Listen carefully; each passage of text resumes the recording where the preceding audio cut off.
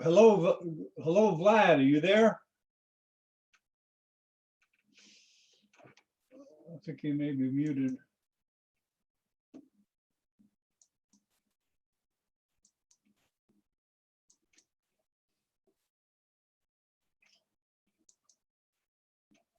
Can anybody else hear me? Hello, hello. Can anybody hear me? Hello, hello. Hello, hello, Vlad. Are you there? Can anybody hear me? Jimmy Alexander, Laziz, Mohammed.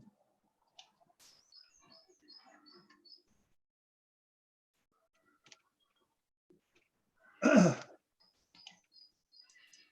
anybody else hear me? Can anybody hear me?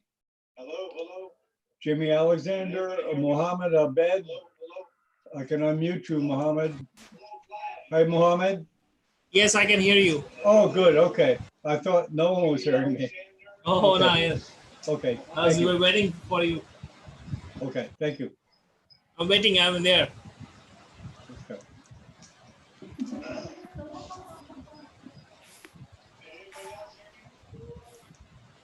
Can anybody hear me?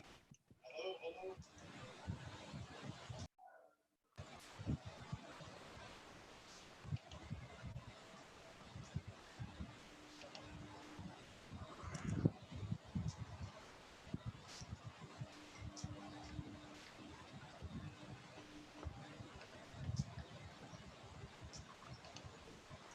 Hello, Vlad. Can you hear me? Can anybody hear me?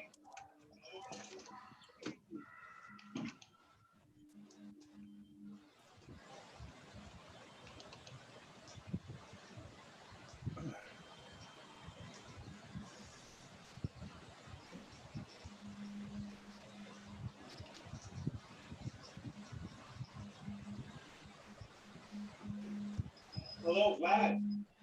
Can you hear me? Oh.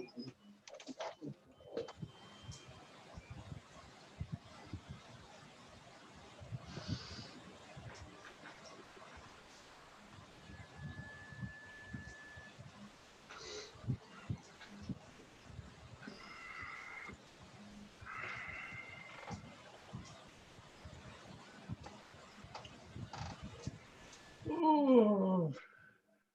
Hello, Vlad. Can you hear me? Oh.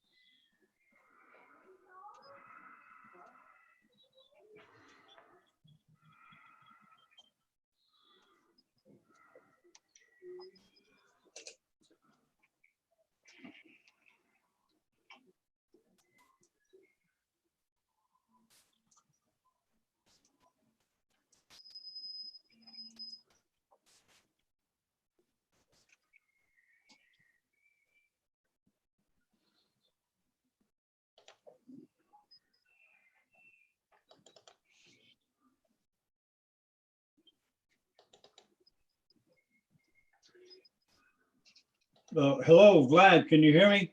Yes, I can. Do you hear me? Oh, good, good. I was wondering, I thought maybe your microphone didn't work. No, no, no. Everything's fine. Okay, okay. Where are you? We start in about 8 minutes. Okay. Do you see my screen? I already started sharing. Yeah, I know, but do you mind if I take you off that? Because when I start, I want to see people see you and not a little picture in the corner of Vlad. Yes, I can. Do you hear me? Oh, good. Yeah? There Is it you go. okay now? Yeah, that's better. That's better. Good. Yeah, yeah, and I like this. And I'm going to test you on those books to see if you really read all of them. Okay. Do you see my screen? I already started sharing. Yeah, I know, but do you mind if I take you off that? Because when I start, I want to see people. Yeah, that was a good webinar with Iman. Oh, yes, it was excellent. More than 6,000. Well, you know, he was. I've been after him for years to try it. It worked. Yeah. Now he sees. Yeah. Oh man. Yeah, actually, that has been the largest neurosurgical event ever.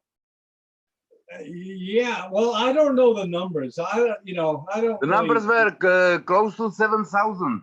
Really? Yeah. Great. Oh, okay, that's good. That's good. Very good. Yeah, it's good. Yeah, it's commonly accepted now. Before it wasn't common. Yeah. Now it's very common.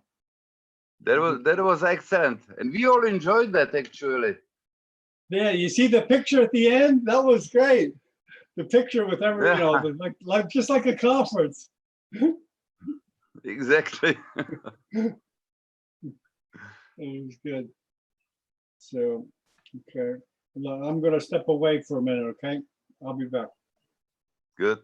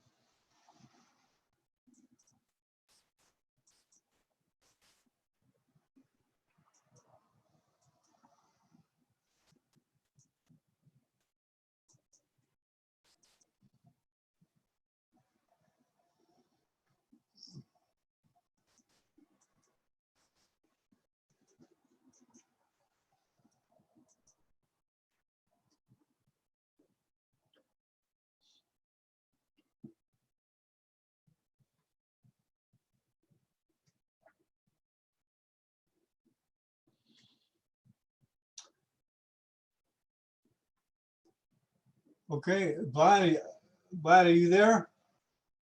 I am, sure. Okay, you almost ready? I am, Okay, just give me a minute, okay? sure.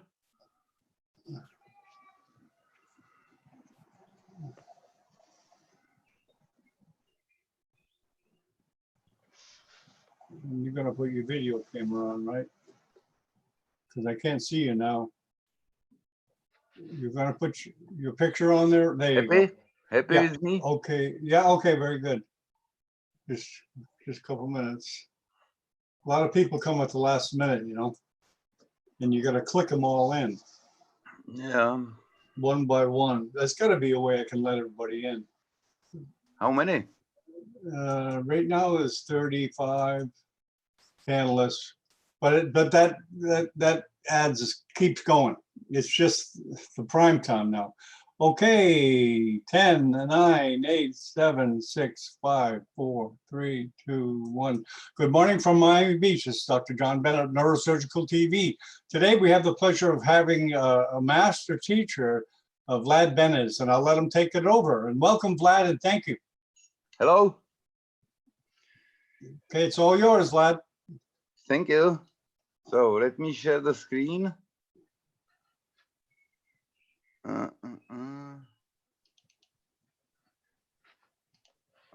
right. Does it work? Yes. John? Yes, perfect. Very good. Okay, hello everyone. Be it afternoon, morning, evening, night, whatever.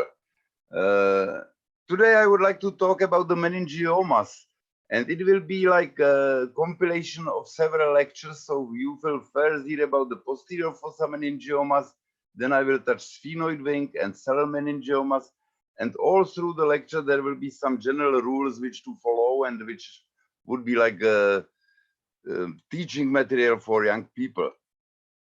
Okay, we have two kinds of surgeries in, say, cellular region, which is like a most frequent target.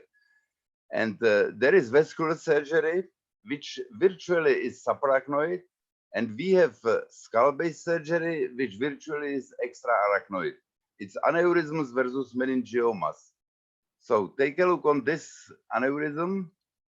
This is a simple ophthalmic aneurysm. And you do not see any arachnoid there since it's dissected away. You need to get into the subarachnoid space and then treat the aneurysm, dissect the aneurysm, dissect the neck, whatever you need. You see the optic nerve, you see the frontal lobe, and you will see the roof of the orbit.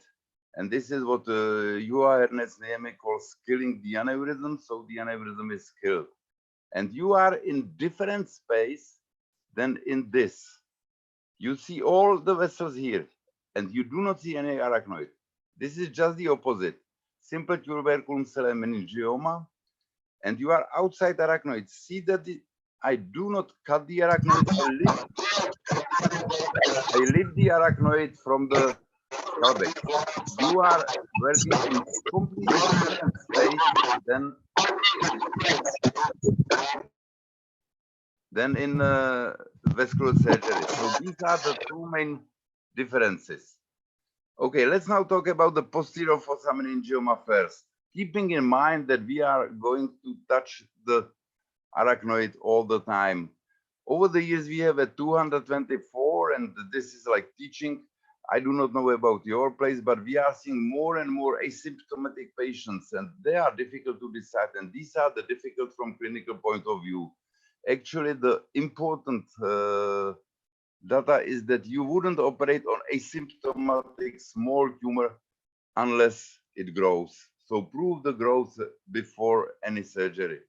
In diagnostic, it's T2 and T1 with gadolinium. Of course, these two images are the important. You would like to evaluate the origin of the tumor, the relation to the surrounding structures, edema, cysts, CSF spaces, cleavage plane, vascular structures. And you do not see all this on T1 with Gado. This is the image for neuroradiologists so that they would not overlook the tumor. What you want to see is T2. You see the surrounding structures. You see the cleavage plane nicely. You see the edema, where it will be a little bit more difficult. You see the tumor origin over here. There are usually these concentric lines, and they directly point you to the tumor origin. And you may guess that this part of the tumor will be hard, and this part of the tumor will be soft. So all the information you need, you are getting from T2 images, not from T1. T2 are the surgical images. CTM, MRA, it's about the sinuses in meningioma surgery. DSA, it's about the origin and about possible embolization, but mostly you want to evaluate sinuses. Check this typical tumor in the junction of transverse and sigmoid sinus. It's occluded, so you would guess easy, complete surgery. Not true, because there was the vein of Labe coming from the front and entering the junction of the sinuses. So we had to leave piece behind, despite the fact that I believe that the resection will be complete. Just the opposite way, the tumor in the same region, the dominant and the only transverse sinus, you would guess you would have to leave a piece behind. Not true, the tumor was easily resected radically. So it means that you get the information, but the information may not be correct. You need to get to the place to realize what can be done and how it can be done. In these cases of rectus sinus region, you sure would like to know what about the rectus sinus. If it's occluded, then you can achieve complete resection. If not, and you will see it later, you probably would like to leave a piece of the tumor behind as a plaque of the rectus sinus because you are coming from opposite direction.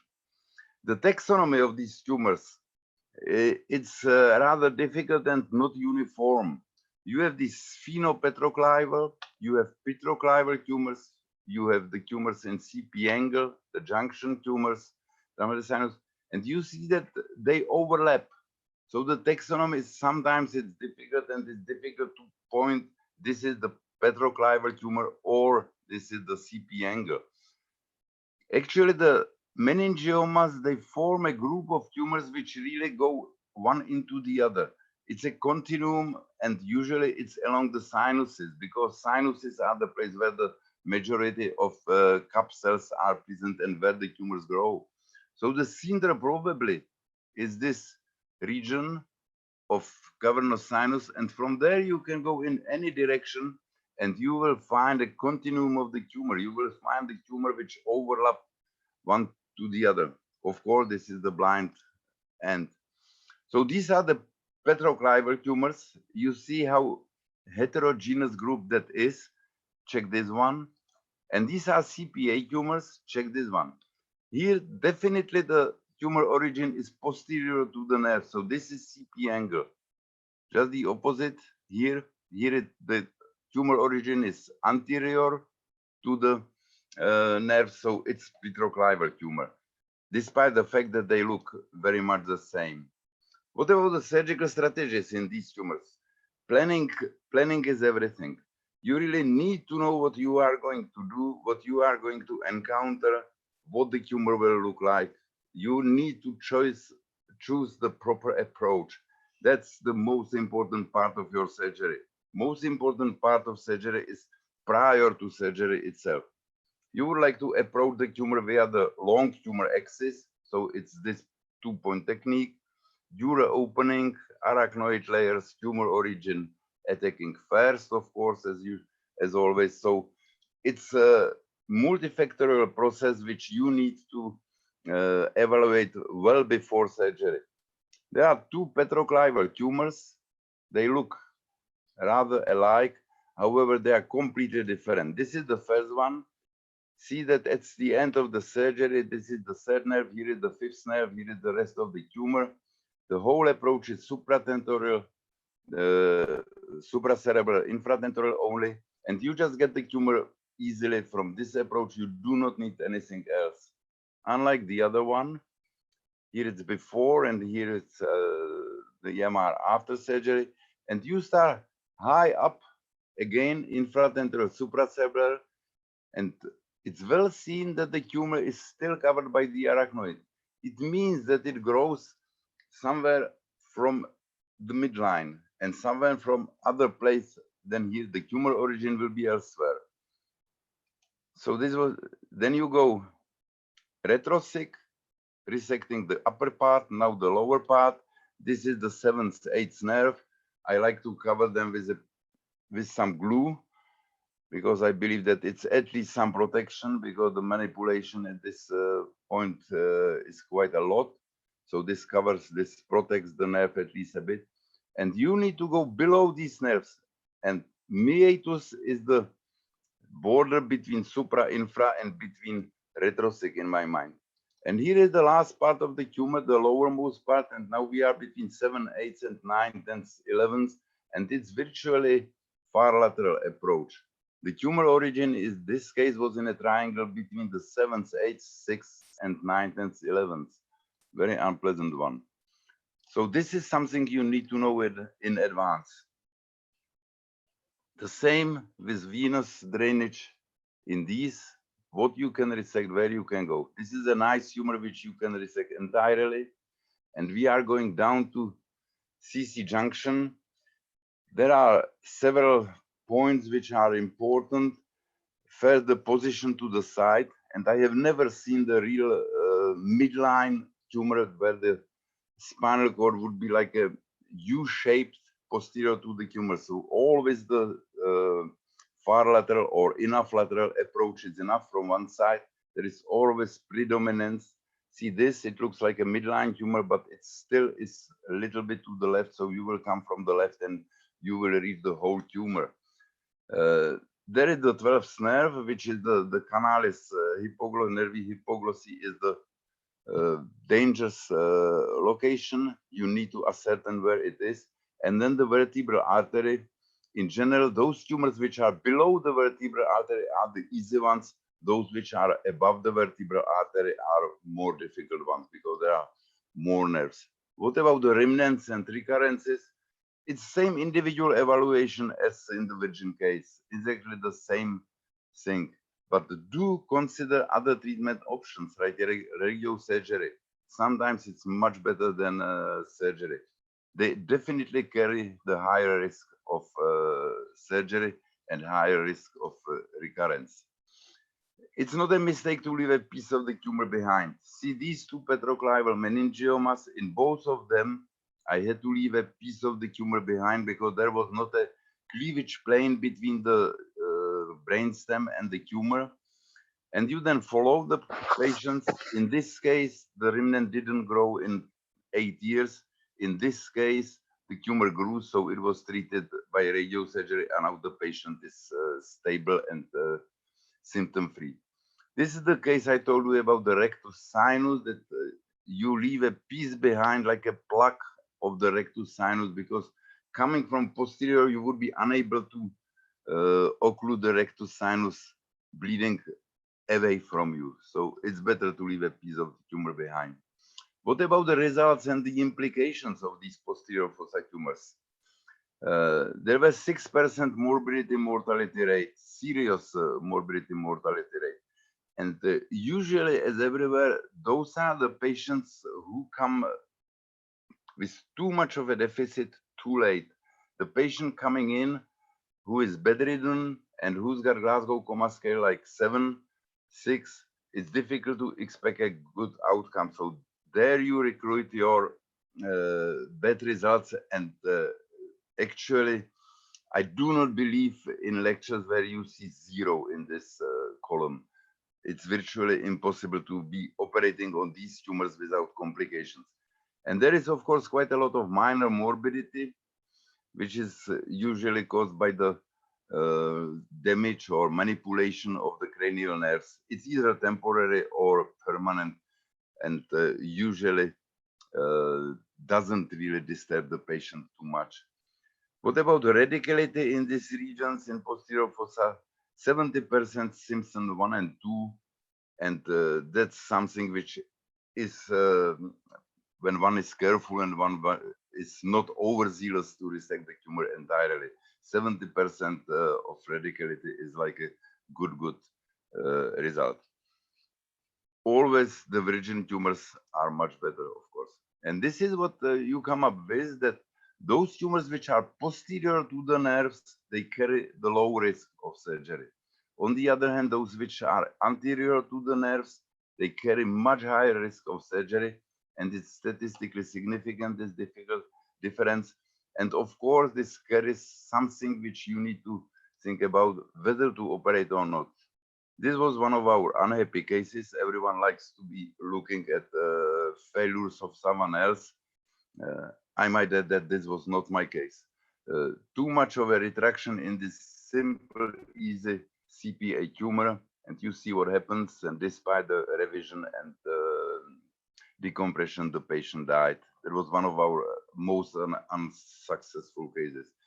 This is another bad result. You see the tumor, which was perfectly resected. The patient was doing well for another 3 days, and then sudden deterioration with this bleeding in the opposite thalamus, and of course the patient died.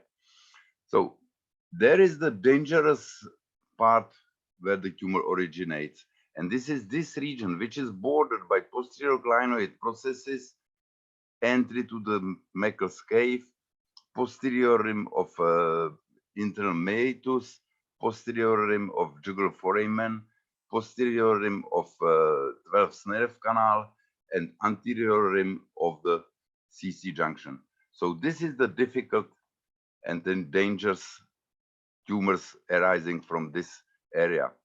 And this area definitely matches the area of the basal cisterns. Once the tumor has its origin in, let's say, prepontine cistern, there are the nerves which you may damage. When the tumor arises in, say, prepontine cistern, you have to deal with basilar artery and perforators. And unfortunately, arachnoid in this region was not well defined. And arachnoid, as Imad Kanan is saying, is your friend. This is another region, but we shall get back to posterior fossa. But here it's well seen and well and easily understood. You see two cribriform plate tumors, exactly the same size, exactly the same location. However, this tumor has unilateral edema, this one bilateral edema. In this case, the anterior cerebral arteries are pushed to the other side. In this case, the anterior cerebral arteries are in the midline. What does it mean? In this case, where the edema is unilateral and anterior cerebral arteries are pushed to the side, it means that this side is covered by 3 layers of arachnoid.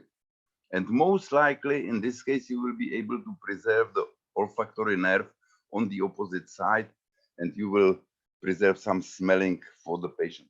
In this case, that's not true because both frontal lobes are covered by single layer of arachnoid only, and it will be a surprise if you would be able to preserve the olfactory nerve.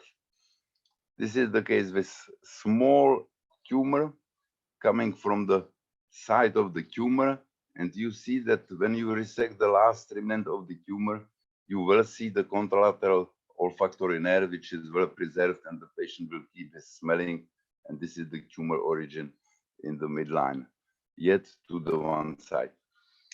If you check the textbooks, and Roton is the basics, of course, you do not see much about the arachnoid.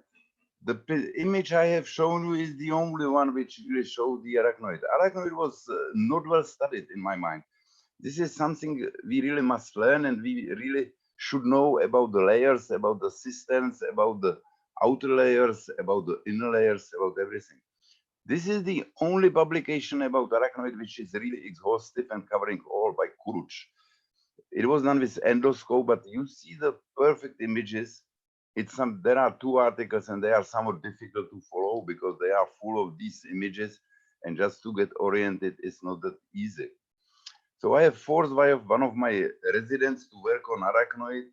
She does it in tours, and you see what nice images she gets with a specific technique of dissection. And you really see all the arachnoid, you see all the structures. You may learn how the layers are composed, where is the Lillienquist membrane, where is the carotid cistern, which is probably the most important one in these surgeries. And those are really beautiful images.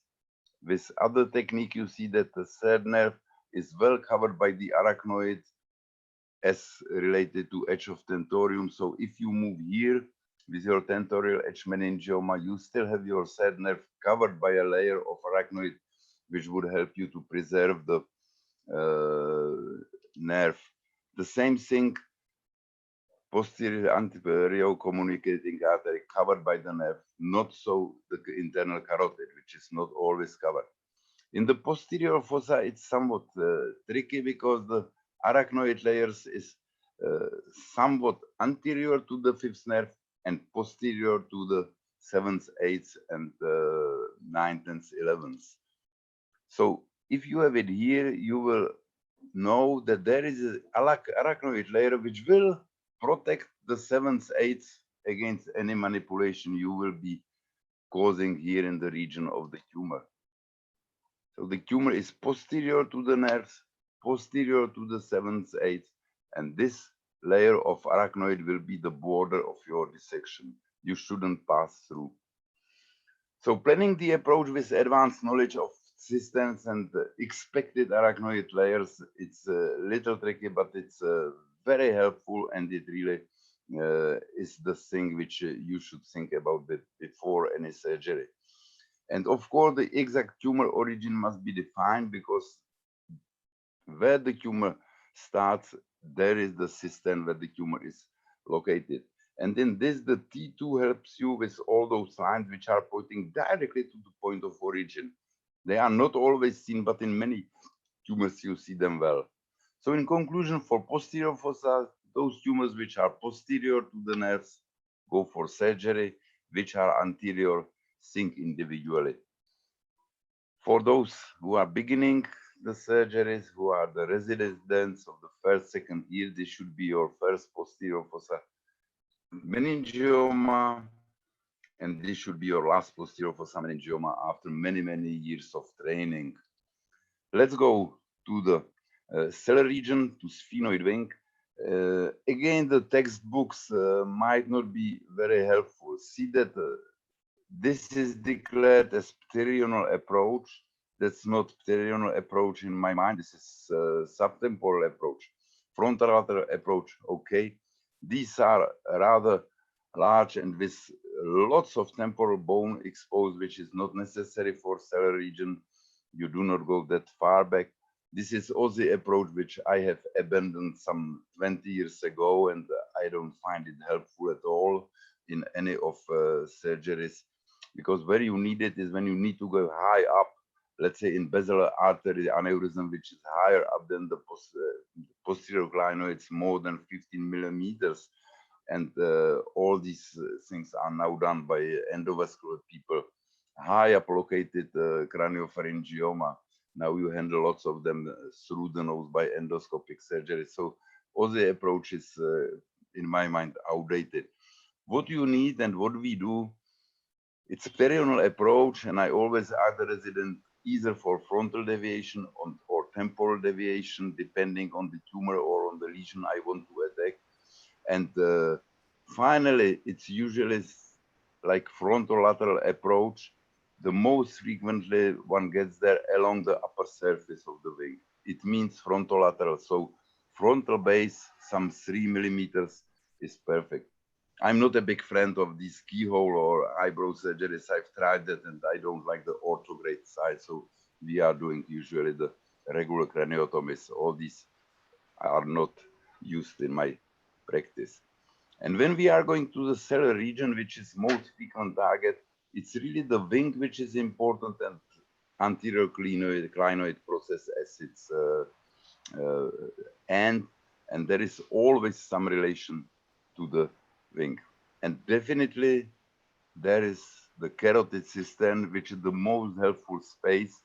First, you release the CSF from there, and it's the most effective CSF release from any basal cisterns, and then you move either outside or inside this cistern quite frequently. So what about the anterior clinoid process meningiomas, which are like a final target of this surgery? They tend to grow upwards, most of them. If they are smaller, they are more medial, and then they cause the symptomatology from the second nerve.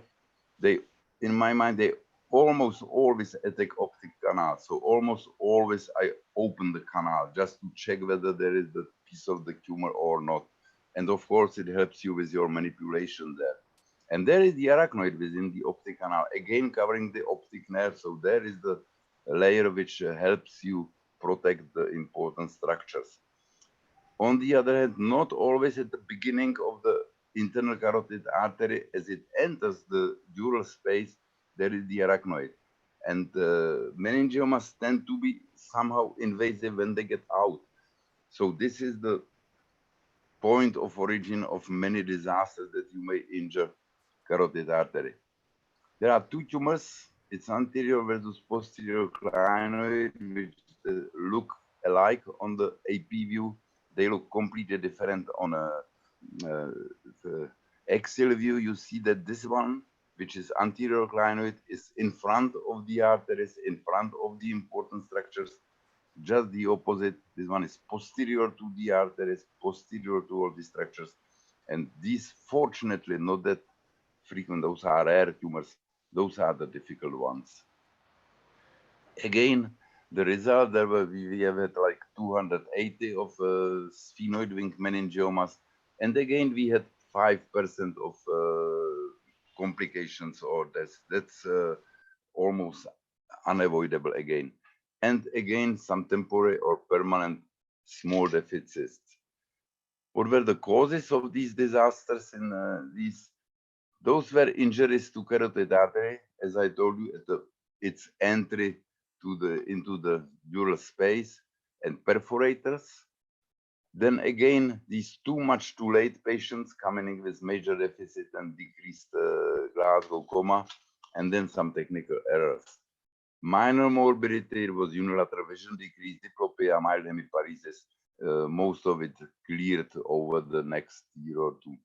And you see that again, those are the tumors which differ quite a lot from cavernous sinus down to the external part of the wing, but still it's a continuum from this tumor to these tumors. You wouldn't find a cut when you would say this is this one or this is that one. One of our disasters again, everyone likes to see it.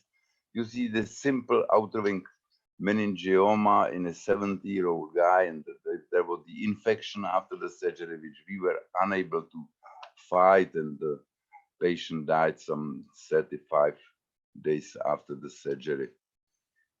You always get to this point, or most frequently you get to this point.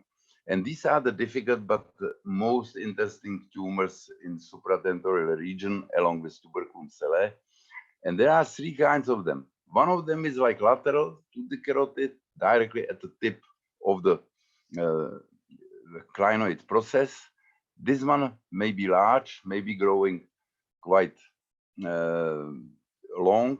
This one produces the symptomology earlier. This is the tumor which is located in between the carotid artery and the optic nerve. And then there is the type which is medial to the optic nerve. And this one also you will get as a small one because it causes the visual deficit quite early. So these are larger, these are smaller. Check now where the third nerve is. Third nerve is just behind the corner when you get on the temporal side of the dura of clinoid process. That's the first structure which you may hit there and you may injure in this region. And this is by far the most difficult region in the human body from anatomical point of view. So let's see these three tumors now on videos. This is the first variation, the lateral one at the tip of the clinoid process. It's a female with visual deficit coming in, no remarkable history. This is her tumor, not really the largest one of these anterior clinoid tumors, but medium size. And the approach is always the same. Resecting the wing, going down to the orbitomeningeal band, which you coagulate and cut. Then I would find easier to get the plane between the cavernous sinus and the outer layer of dura. It's much easier to find it on the temporal side of the sphenoid wing, not directly when where the band is. I always look for the layer over here and then go back to the band again. And what I do, that's probably the lesson from ophthalmic aneurysms, that I do not really resect the entire clinoid process from extradural approach. I leave a tip of the clinoid process where the tumor origin is in place. I just break it free, and then I resect the remnant at the end during this intradural phase. You see that find the plane between the cavernous sinus and temporal dura is easier on the temporal side, not directly where the band is. Of course, the next step is to open the optic canal and open it widely, and you actually are getting to the tumor origin or tumor invasion of the optic canal very early in your surgery, and you may get as deep as bottom of the optical strut, which is now you see where that the optic nerve is quite higher than your resection, and then again the dissection of the cavernous sinus dura. The dura opening itself might not be a large one. The small opening is sufficient because you will all the time be working very close. It's a short distance to the anterior clinoid if the wing is resected.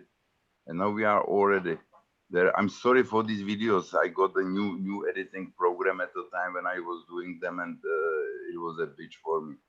This is the Sylvian fissure being opened to get the top of the tumor. Again, you might preserve all the structures there. You do not need to cut anything extensively. Just the minimal approach is sufficient. And this, in my mind, is minimal invasivity. You need to be minimal invasive in relation to the lesion, not in relation to the approach. The minimal invasivity must be executed where the tumor is or where your target of your surgery is, not at your approach. It's not really important whether the skin incision is 3 or 5 centimeters. It doesn't make any difference. Now I'm looking for the top of the tumor. There will middle cerebral artery appear for a while. And then when the tumor is somewhat free, I just undercut it. This is cutting the outer ring. And you would like to finish your cut where the temporal slope begins, because if you cut through, then you might injure the third nerve, which is directly beneath this dura. Now we have the temporal part or lateral part of the tumor is now free, and you just continue cutting the dura, the outer ring to the optic nerve.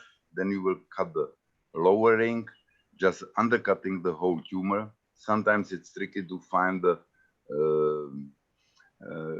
carotid artery, which is usually enveloped by the tumor. So this is the part of surgery when you must be free.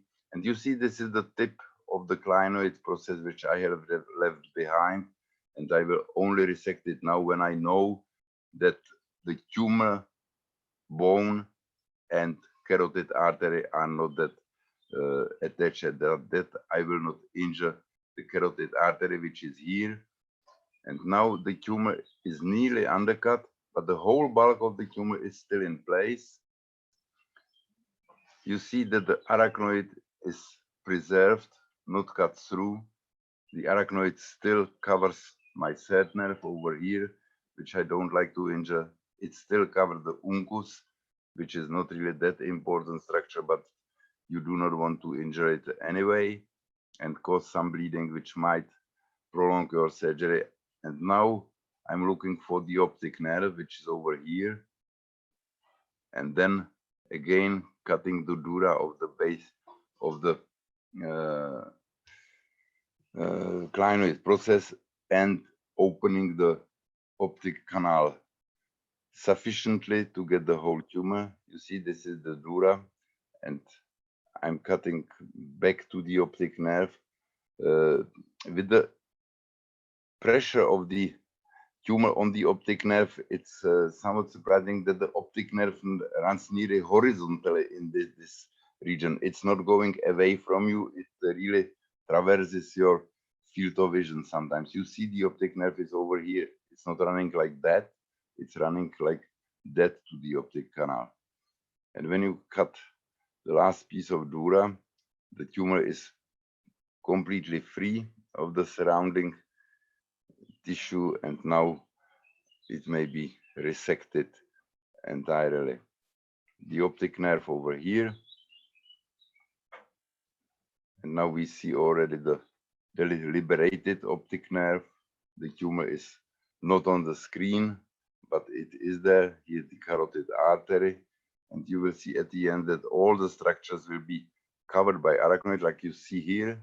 The optic is covered. You may use Cusack. Cusack is an excellent instrument for decreasing the size of the tumor, and sometimes it's really very helpful in dissection on I call it passive mode, that you are just touching the tumor and detaching it by resection from the surrounding tissue, and it's really a helpful thing. And now the whole tumor is resected.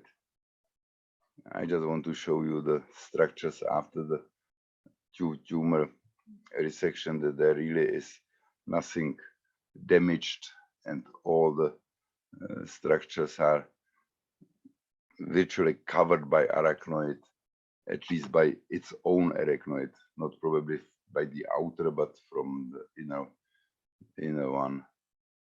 And you see, this is the optic A1 carotid middle cerebral.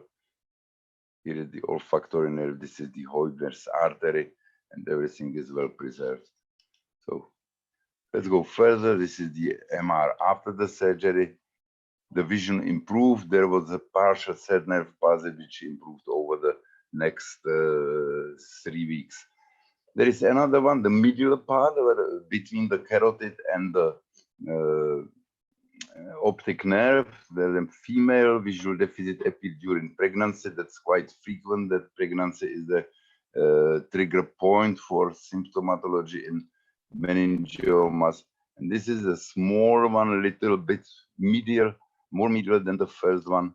And here's the video, which I promise you is shorter than the first one. You see the optic nerve quite early, and you see that the tumor is underneath the optic nerve, not on the side of the optic nerve as in the first case. And now you just will peel the arachnoid. I'm just trying to preserve this tiny vessel. And then the tumor is virtually between the optic nerve and the carotid artery. Again, the same cutting of outer ring. Here you do not need to get that laterally as in the first case, which caused then the third nerve palsy. In this case, this was not necessary. So the patient didn't have any palsy and any problem. Now we shall focus. It's again my new editing program, which is not really. What about the retractors? I believe that when you want to use them and when you feel it's important, okay, why not? It's not a dogma not to use retractors. In most of the cases, you get by without them. You do not need them, but sometimes it's good to retract the brain a bit just to get some space. You see again well, doesn't matter. Let's go forward. Here it's after surgery. Back to the retractors. In many cases, I put them in just to protect the brain against myself. If you need to drill in supracerebral infratemporal approach, the petrous apex, then it's far from your side, and you may injure the cerebellum just by inserting the drill into the surgical field. So it's better to have a the retractor there which protects the brain against yourself, and it's the same thing sometimes in these cases. This is the patient after the surgery, vision returned to normal. And this is the third case, which is the most medial one, medial to the optic nerve. You see that the tumor is very small, but it caused vision disturbance.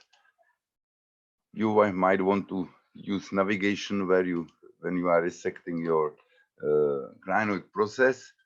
And it's again the same, the tip of the clinoid process resected. When we are already intradural, you see that the dural opening in this case is very limited. And then again, cutting through the outer ring down to the lower ring or inner ring, whatever you would like to call it. It's somewhat confusing in the literature. And you do not see any structure at the beginning because the tumor is medial to the optic nerve, covering the optic nerve. And in this case, it was rather strange because the tumor was above the optic nerve, in the optic canal, and below the optic nerve. So the optic nerve was virtually enveloped by the tumor.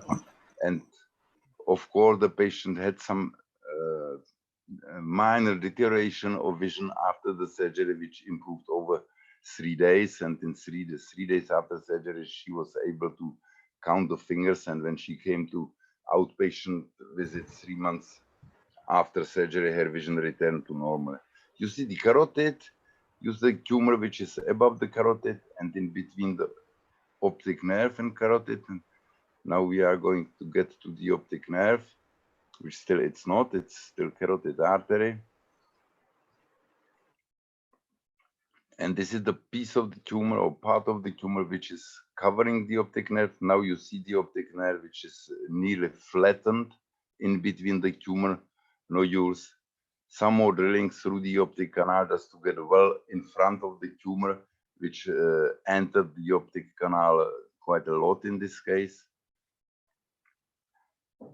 And then resecting the tumor from the lateral side of the optic nerve.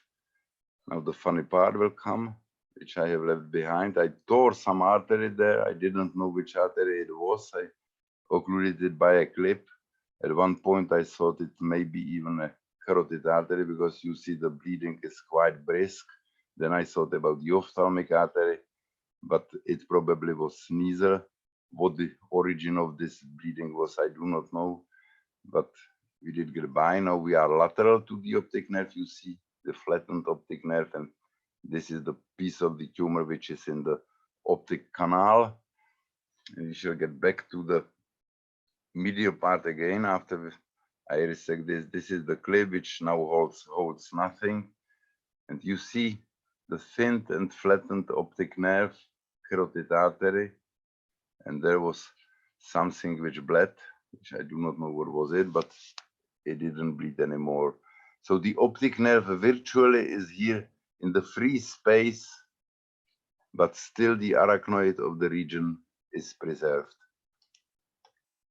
Okay, this is just CT after what the anterior clinoid resection look like, and this is the MR after the surgery, and the patient 3 days later counting the fingers and doing well. So tips and tricks, stereonal rather than frontolateral only because you would like to have more flexibility in your approach, more angles, which is important, not only one angle. Detach, remove anterior clinoid extradurally, but most frequently I resect the tip of the clinoid intradural, by intradural way.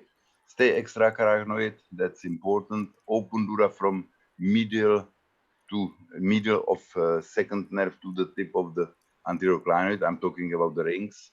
Cut them. Ascertain where the tumor origin is. Do understand where is really the tumor origin because it's important. Detach the tumor. Open the canal sufficiently. So let's go to tuberculum cellae. Define the tumor.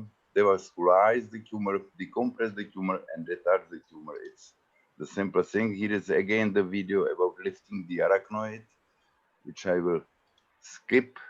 And here we are when the tumor is undercut, detached from the tuberculum. This is the opposite optic nerve, opposite side carotid artery, ipsilateral optic nerve, and lateral to it is the ipsilateral carotid. And you see how free of blood or devoid of blood the tumor is. It looks like a piece of gel foam, and you can easily resect it. You can easily dissect it from the frontal lobe and from hypothalamus. There is usually the thick arachnoid which really holds the tumor, so it's not that difficult. What is difficult and what I find like not a mistake, there are many discussions about it, whether you should attack these tumors from ipsilateral side or from contralateral. You see the end of surgery of this tuberculum cellae meningioma. This is the ipsilateral optic nerve which we see, and the tumor origin is below this optic nerve. And it's rather difficult to deal with this unless you manipulate with the optic nerve quite extensively. So I really do not like to have the tumor origin on my side. So what I do, you see, you may attack it between the carotid and the optic, but still the manipulation with the optic nerve is quite severe. So I always check the images. Most of these tumors are really slightly preponderant to one side. So this one is slightly more to the left. Thus I will attack it from the right. and check what it looks like. This is the opposite optic nerve. This is the ipsilateral. This is the opposite side carotid artery. Here the tumor is very adherent to the optic apparatus, so I had to cut it sharply. Fortunately, this didn't cause any visual problems. And now we will see the tumor origin, which is on the opposite side. And that is also the part where you want to drill your optic canal. So you drill it from medial side directly where the tumor origin was. And you have excellent control of any remnant of the tumor within the canal, which you hardly have when you come from the ipsilateral side. You see that this is the medial point of the optic nerve, and there is the tumor remnant. So this is the contralateral carotid artery, contralateral optic nerve, ipsilateral optic nerve, ipsilateral carotid artery.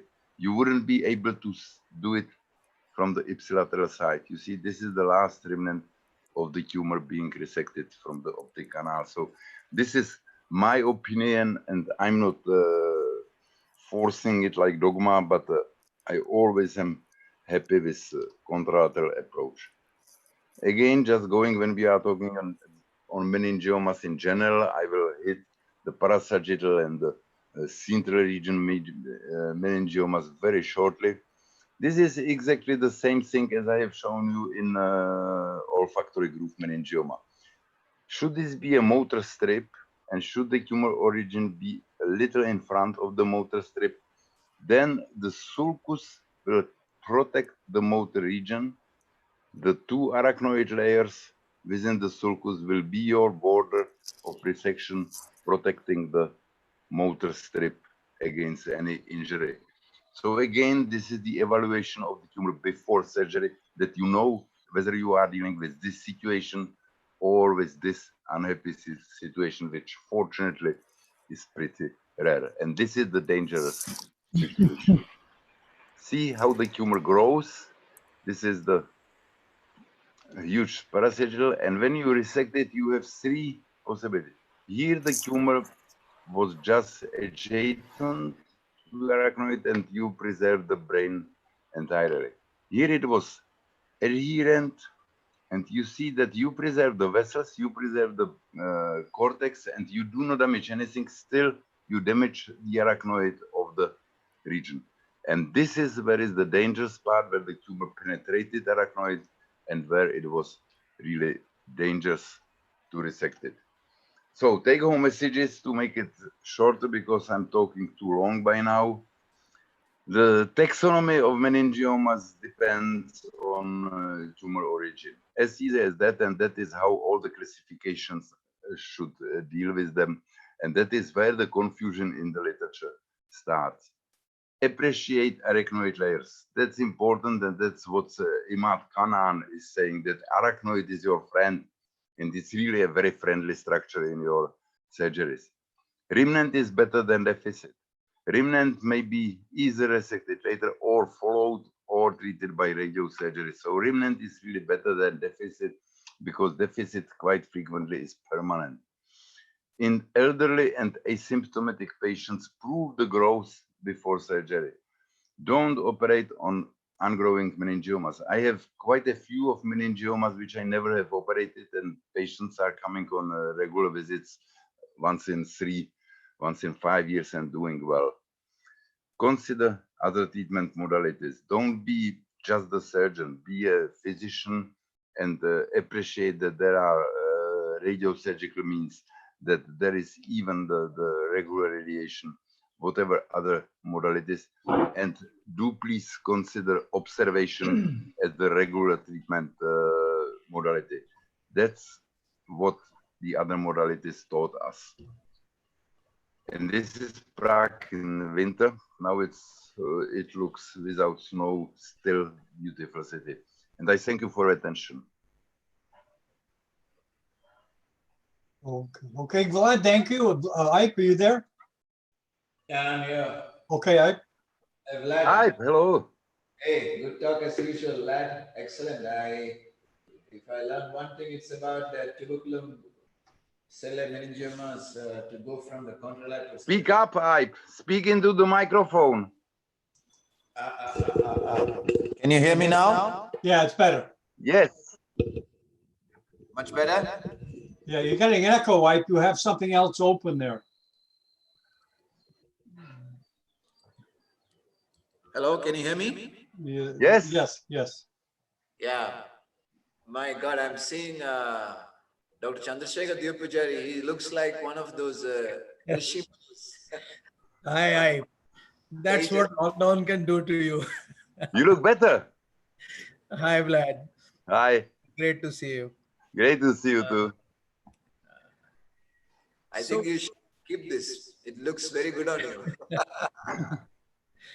My wife always doesn't agree with it, so it will be out soon. I think we'll be starting work next week.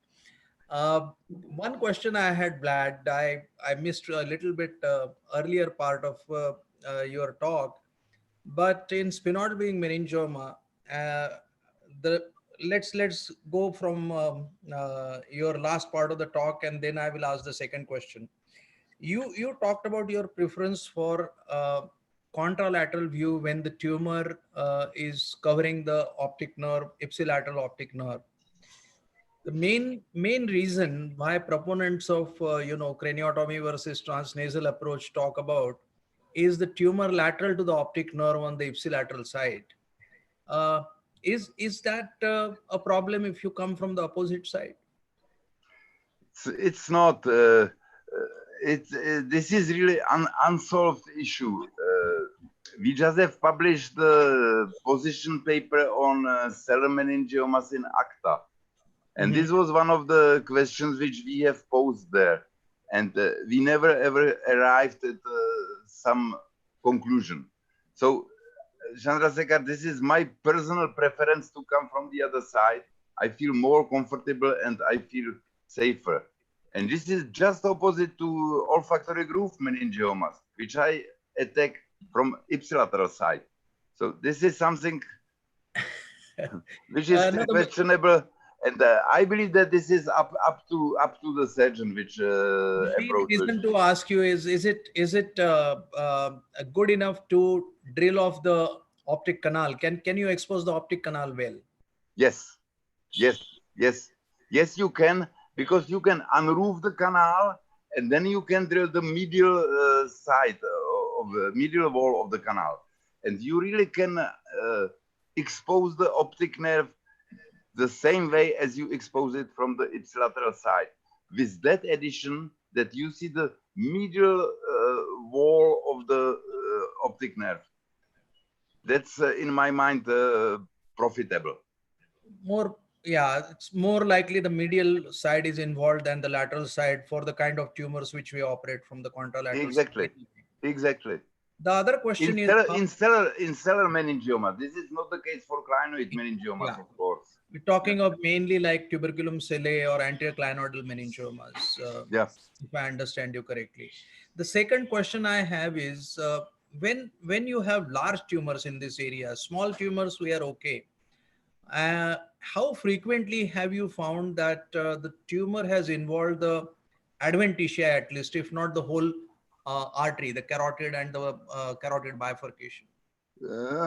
That's a good question, Chandrasekhar. Quite frequently. This is what Samal Mefti was first to describe. And there really is like 2 or 3 millimeters of the carotid artery, which is devoid of arachnoid. Right. And, I don't know if you have the same experience. Once the meningioma is outside dura, it's rather invasive tumor. And here in this place, the tumor has the opportunity to go into the wall of the carotid artery. So that's exactly the point when I'm really extremely cautious and when I'm tempted to leave a piece of the tumor behind. And I have torn twice the carotid artery, just being overzealous in this region, exactly and in this region. And I believe this is experience with everyone. Whoever deals with larger tumors do that. Not the small ones. They are fine, but the larger do that. You are right. Yeah. Thanks.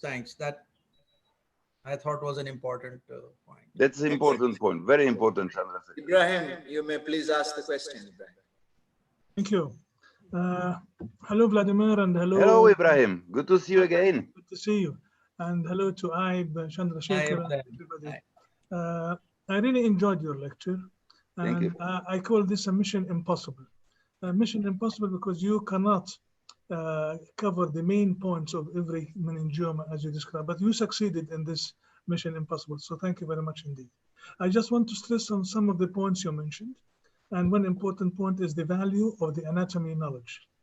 I believe that we are not teaching our residents the importance of the anatomy because most of the residents read from Green Book handbook, and Green Book would not teach you anatomy. What teaches you anatomy is Roton or something similar to that. So this is important because people believe, especially in this part of the world, that reading Greenberg, you have done your job and you know the anatomy. You don't.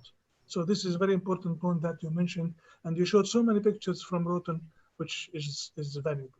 The other point, which you also evaluated, and you mentioned it in Frank, is the taxonomy, the terminology of these meningiomas. People don't differentiate between sphenoid wing meningioma, medial lateral sphenocavernos, sphenoorbital, whatever. They just lump sum them as sphenoid wing meningioma. And the same thing with the posterior fossa meningioma. Cerebropontine meningioma is the same like petroclival. It's not. So people need to know this, and you made the point in that direction. The point regarding radiosurgery, I'm against the idea that people are coming up with recently of debulking the tumor and then give radiosurgery, simply because they cannot do the surgery. I believe gamma knife radiosurgery is a valuable instrument, but put it in the hands of mediocre surgeons, then they will come up with crazy ideas of treating everything up front with radiation, or go and take a small biopsy and treat it with radiation. This is very important for the young generation to know. Lastly, about the drilling. I believe the drilling of the anterior clinoid, the drilling of the sphenoid wing, the drilling of the suprameatal ridge is something important, and it is something that should be in the domain of every average general in neurosurgery. It is not only in the domain of skull-based surgery. It's something that they can learn, something they can master, and something they can use. Once again, I thank you very much indeed. Ibrahim, thank you. Those were important points you made.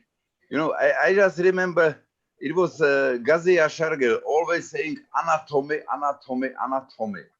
Once we had a dinner with him in London, and he complained about the meat, that the meat is not cut properly as it should be cut, his beefsteak. And there was a voice from the audience who said anatomy, anatomy, anatomy, you know. And that's really what I remember, and what stuck to me, that anatomy is important. Yeah. The another point you made about the drilling, certainly you must drill, and other modalities. I like radiosurgery. It's just fine in many tumors and in many instances. On the other hand, surgery still is the fastest, most precise, and most effective. Absolutely. So in young, I would subject a patient with, say, clinoid meningioma who is 70. I would freely send him to gamma knife. But in a patient who is 30, 34, I wouldn't like it, you know, because I just mentioned that the recurrences are extremely risky for surgery. Neither of us likes that, you know, and they really carry high risk. So if you can treat the tumor properly at first surgery, it's always the best. And that is related to your point about the drilling. I believe that in all these tumors, you should drill the optic canal just to check it whether the tumor is there or not. Not just coagulate the dura. Really drill, open, and resect. Thank you, Ibrahim. Thank you. You had probably one more question which I didn't answer, didn't you? No, you've covered them all. So thank you again. Thank you, Ibrahim. Vlad, on yes. the anterolateral corridor, I mean, especially the sphenoid being, anterior clinoid, tuberculum cellae, large meningiomas, I would like to make a few points. I do the orbitomeningeal band dissection, just like you showed first. I open the orbitomeningeal band, I completely unlock the temporal lobe. And after that, I completely drill the anterior clinoid off. I drill off the planum. And extradurally, you can extradurally, you can even drill the opposite optic nerve. So the up to the opposite optic nerve, you can go. The only thing is the ethmoid bands, and you will have to, when you take off the ethmoid bands, then you may have anosmia on that side. This is the only problem. But if it's a large tumor, it's always pays to see the extradural carotid and extradural optic nerve, and then open the sheath there first, so that you know where the carotid and the optic nerve is. So that is what I do. So instead of opening and then finding a clump of tumor and being unsure about the optic nerve till the very end, I open from where the optic nerve and I open from where the optic nerve and the carotid is, and then start my decompression. So, but as you said, obviously there are tumors. I mean, I never used to believe this, frankly. There are tumors where the carotid cannot be really taken out. So once I have the proximal carotid, the vertical carotid, once I take off the strut and everything, once I have the carotid, and once I have the carotid bifurcation, I know this tumor, I can chart out. We can easily chart out the carotid because we're not going blind. But even then, sometimes, as you said, the tumor just cannot be separated. Some tumors, very, very few. And if we try to go ahead with, with separating it, you are going to create a tear. And that this is something I know you, I know you are extremely good at these extradural drillings, and that you love it, and that you propose it all the time. I'm not against that, you know, but what I'm afraid of in this area, that I will open the sphenoid sinus, and then the CSF leak might be a trouble for several weeks and months, just several redo surgeries. So I'm always careful to stay outside the sphenoid sinus. And if you are doing such an extensive drilling, it's almost, there is always the danger that you will open it. So yes, if I'm doing this intradural, most likely, whenever necessary. Yeah, absolutely. We put a temporal muscle plug. I mean, many times we open the sinus, as you said, we open into the sinus, we take a temporalis muscle plug and sure, you may treat it, but I've had several patients where we fought with CSF, you know, and that was really big deal. I had a young lady, you know, she was like 29.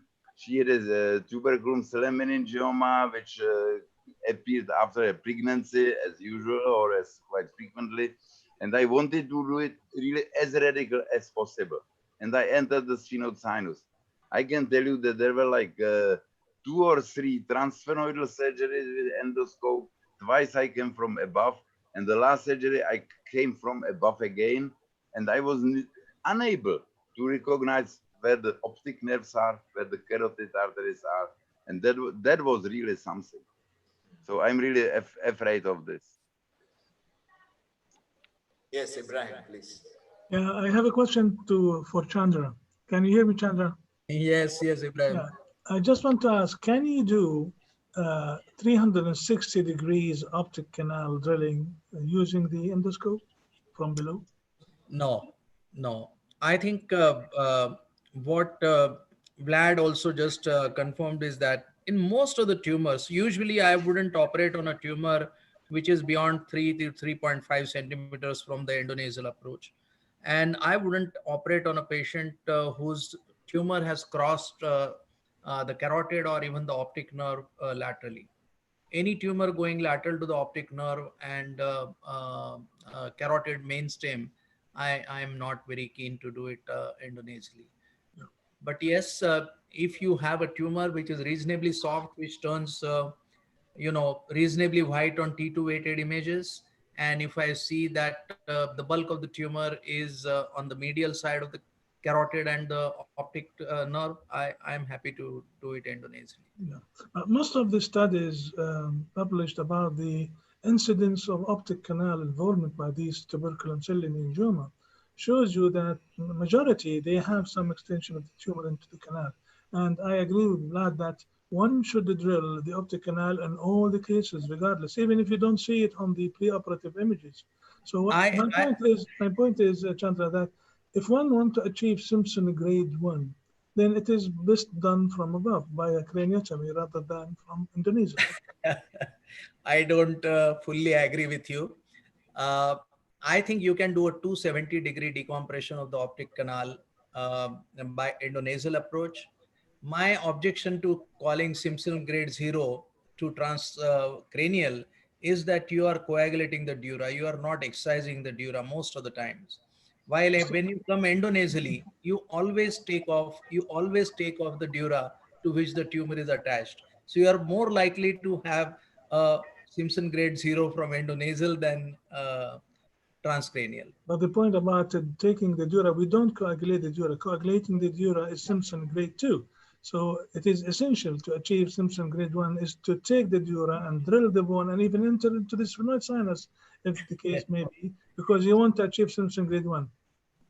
Right. So having a hole in the sphenoid from above is probably worse than having it from below. Maybe yes. What's your proportion, Chandra? What's the proportion of tuberculum tumors which you do endonasally and which you do transcranially? Right. I think this I can't say specifically for tuberculum cellae, but about 84 cases we have done of anterocranial fossa meningioma, and we have done 14 of them endonasally, and rest of them, I mean, almost 71 of them have been done transcranially. Mm. So it's a small proportion. Yeah. It's about 20%, I would say. Right. When we started with endonasal, we were enthused about the meningiomas, so we were doing them quite frequently. But slowly, the number of endonasal procedures for tuberculum meningioma decreased, and now we are doing all of them transcranial again. The second reason also why it has decreased is because of the loss of olfaction. If the patient has intact olfaction, then again we give them a choice not to go transcranial rather than endonasal. Yeah. Well, if the vessels are encased, if you have any doubt about the vessels being encased, how much ever good you are in endonasal, when you it is a heartbreak. I mean, you probably can use an endonasal long CUSA, and maybe you may be lucky to, take off all the tumor from the vessels. But if the vessels are encased, this will be an absolute no-no. I've seen some of these guys proposing endonasal. It's a beautiful approach. You're taking off the blood supply in the beginning and all that. But if the vessels are encased, I think it's a very, very bad approach. It's a heartbreak for the surgeon. It's much more peaceful going ahead from top, drilling whatever and taking it off rather than, going blind. And if there is a bleeding, then you're done for. You don't know, you completely. That's exactly what Chandra has said, that as long as the tumor is small and between the arteries and the nerves, then endonasal is extraordinarily beautiful. But as soon as it's lateral, then it becomes almost impossible. Yeah, but there's a lot of guys, you must know that there's a lot of guys proposing, the problem with a lot of people that I see is, if you have a hammer, everything looks to you like a nail. So if you are convinced with just one approach, I see guys going through the nose for jugular foramen. I'm not joking. I tell you, there are guys going through the nose to the jugular foramen where I can do a mastoidectomy and get to the jugular foramen with this much distance. I see guys going lateral to the cavernous sinus and staging it endonasally as grade 5. I mean, I don't understand why you should have a grade 5 when it's so easy to go for a trigeminal schwannoma from laterally. I don't understand why you should go endonasally, cross the cranial nerves, cross the carotid, and open lateral to the carotid and do that. I mean, You said that. That's a hammer and a nail. You have a hammer, so everything looks like a nail. That's why they are doing this. Yeah, so you must have some sane people like Chandra who does both. So, you know, and that is how the young people should be guided instead of thinking that you could even reach the rectum by the nose. And, you know, No, if you think that no, is the you way. cannot. You can reach it by supracerebral infratemporal approach.